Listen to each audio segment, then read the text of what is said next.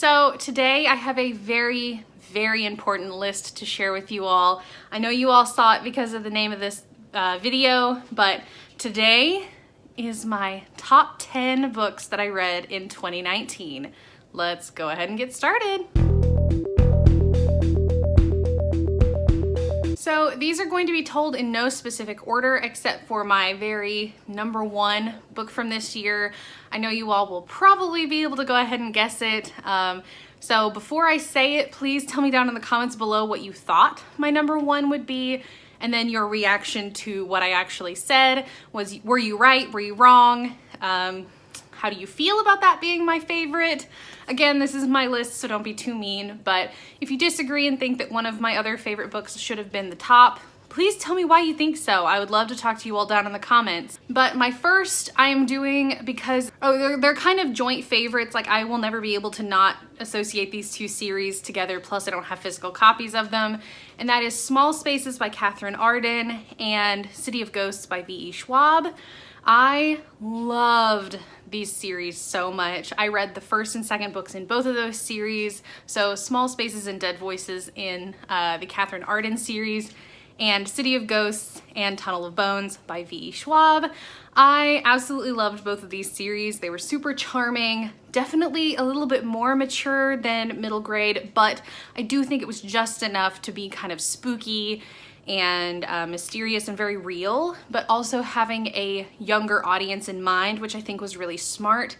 It did bring up a lot of difficult topics that even young adult books and adult books aren't really eager to tackle.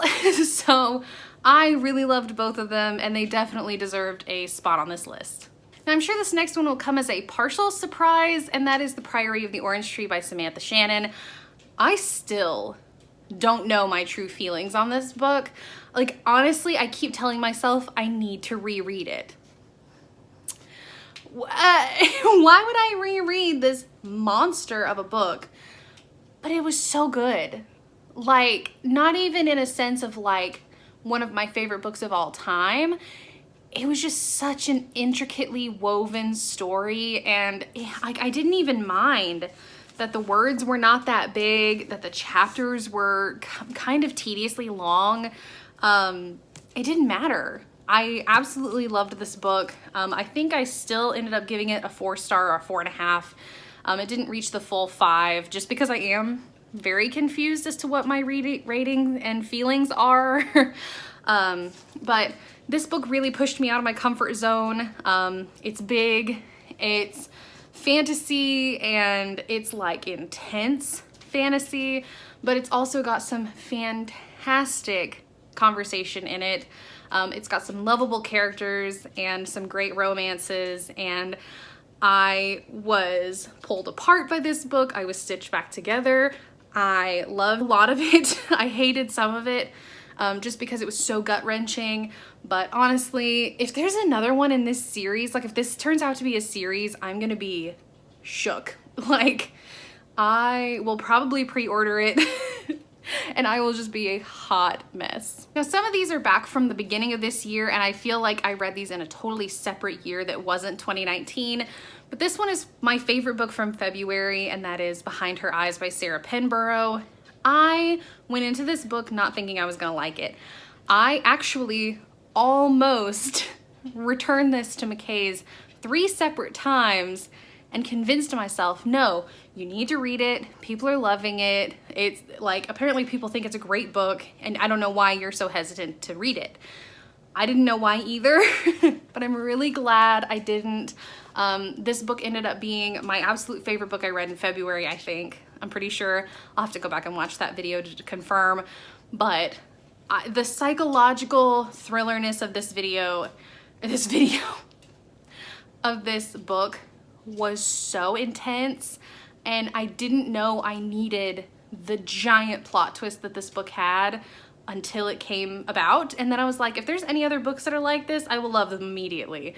This was such an easy 5-star for me. Definitely deserving of a spot on this list. So next, I feel like I'm doing a disservice if I don't mention my girl Francesca Zappia and Eliza and Her Monsters. This book came out of total left field for me. I did not know if I was gonna like this book but so many people have said like, please read it, or so many people have recommended it, or booktubers that I know and trust and love have all said, oh my gosh, this book is fantastic. They were not joking. I was so scared that the hype would get the better of this book, but it totally didn't. That story will stand the test of time, especially for this upcoming generation. I am so excited to get them to read it and see what they think. I'm so sorry if you all hear Dusty in the background. I have my parents' dog with me right now, so he's like complaining that I'm talking to a camera instead of him. But anyway, okay, so if you look closely enough, he's the little black thing moving on the couch. You good back there, buddy? Anyway, this book is fantastic. The main characters were very real and raw. They didn't have so much character that I thought they were unbelievable, but they didn't have so little that I wasn't connected to them at all. There were some hits and misses in this book, but honestly, they worked kind of for the story, and it was very bizarre. But I've never really had an experience like Eliza and Her Monsters, and that's definitely one that I will not forget anytime soon. Now, who all was expecting a Veronica Speedwell book to end up on this list? Because you would be correct. This is a Dangerous collaboration. This is the book that Deanna Rayburn came out with in March. I was lucky enough to get an advanced copy of it, and a finished copy at that, like insane. I love this series. I've talked about it literally a million times. Like, I shoehorn this series into any conversation that it applies to. This book was nothing unusual. 5 out of 5 stars. Loved it. Super interesting, like, developments between the characters. A romance started blossoming between 2 characters, and I am like, I am in love, they are in love, I'm in love, like, it's all wonderful.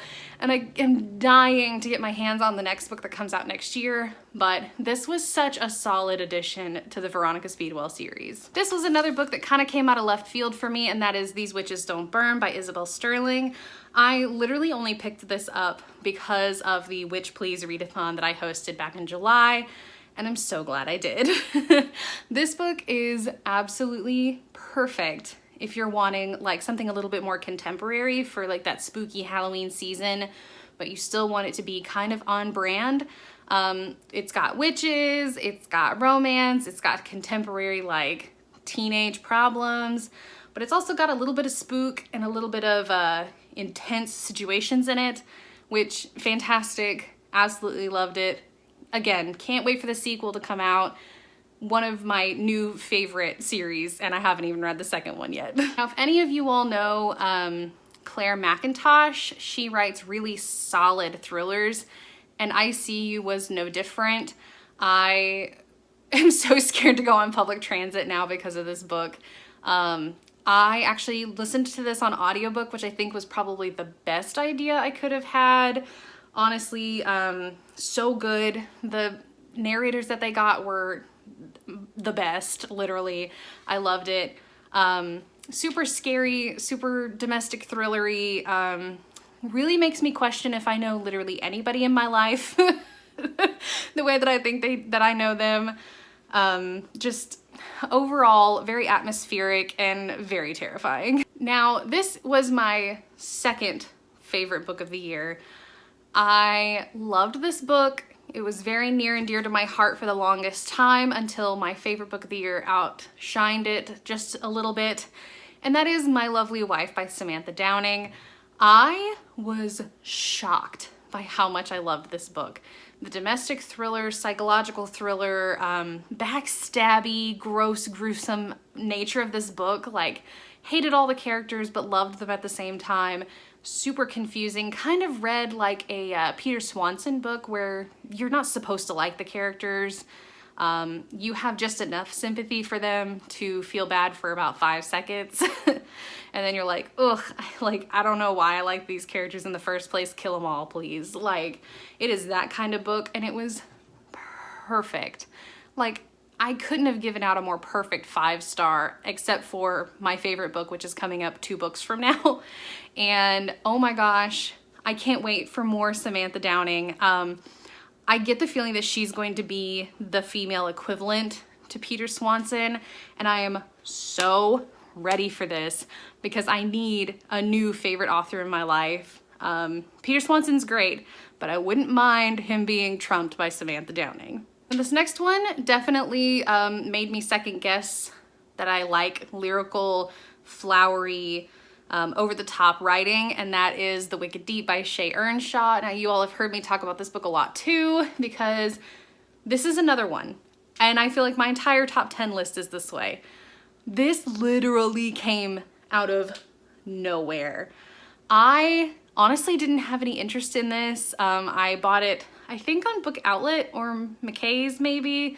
I was not intending to buy this, but I ended up buying it just on a whim for the Witch Please Readathon. Again, like, best purchase I could have ever made for that readathon personally. Just beautiful, heart-wrenching writing style. I know she has another book that came out, Winterwood. Can't wait to read that. Shea Ernshaw has very quickly become one of my favorite YA writers, and I can't wait to read more from her. This book was just like quintessential October, and I'm just over the moon in love with this book. If you all did not guess this book as my #1 favorite for this year, you haven't been paying attention, or you're just recently subscribed. So hello, welcome.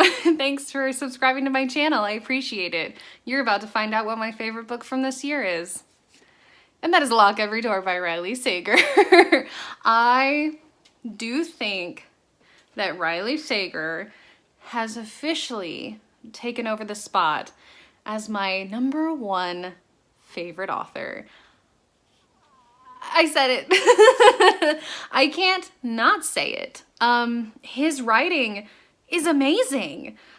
This book was totally psychological. The twist at the end had me all over the place. I remember talking to Alan about this book for weeks after I finished reading it. This book has stayed with me like ever since I read it, and that was back in July. I love this book. It's like my new favorite book of all time. It's so good. I'm just gonna sit here and pet it for the entire rest of this video. Anyway, it is totally deserving of this #1 spot. I can't imagine anything else trumping it. It's just so good. It is so, so good. So anyway, I highly recommend that you all read this, and it's officially my #1 book of 2019, which is crazy exciting. So yeah, those are my top 10 books of 2019. Were there any in here that surprised you? Were you shocked by Lock Every Door winning this like title of being my favorite book of 2019? Because you shouldn't have been. But again, if you're just recently subscribed, you wouldn't have a reason to know that. Anyway, I loved making this video. If you all want to tell me down in the comments what your favorite books from 2019 were, please tell me. I love talking to you all down in the comments. It's super fun, and I might grab a couple recommendations for next year off of this. So I always am looking for more books to read. If you all want to follow me on Instagram, Twitter, and Goodreads, that is where I post about what I'm reading and what I'm thinking about them. If you want pretty nails like mine, this is a pretty neutral look for me, but they're super pretty. I have my Color Street link down below, and that is how I fund this channel and fuels my reading addiction. But anyway, please do not forget to like, comment, and subscribe, and I will see you all next time. Bye!